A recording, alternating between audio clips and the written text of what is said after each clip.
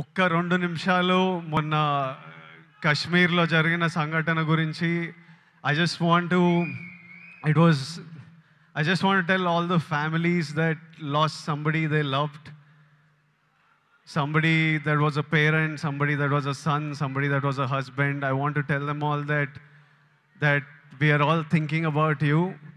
Meeru feel avutunna pain, we cannot come close to what you're feeling right now, but everyone is feeling the pain and feeling the anger, and we are all thinking of you. It shouldn't have happened, and we all stand in support of you.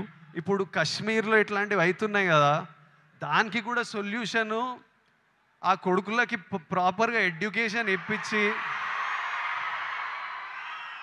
ఇట్లా brain wash కాకుండా ఏం సాధిస్తారో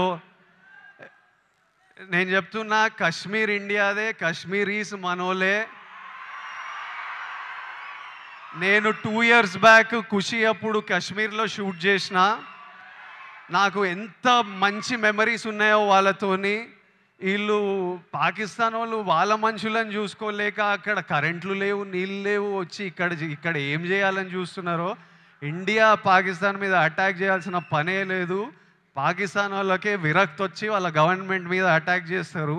ఇట్లనే continue అయితే అసలు 500 years back tribals కొట్టుకున్నట్టు వీళ్ళు బుద్ధి లేకుండా, minimum common sense లేకుండా చేసే పనులు.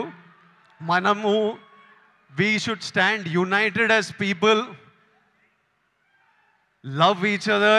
India, we will, as people, we need to always move forward, stay united. Education is super key.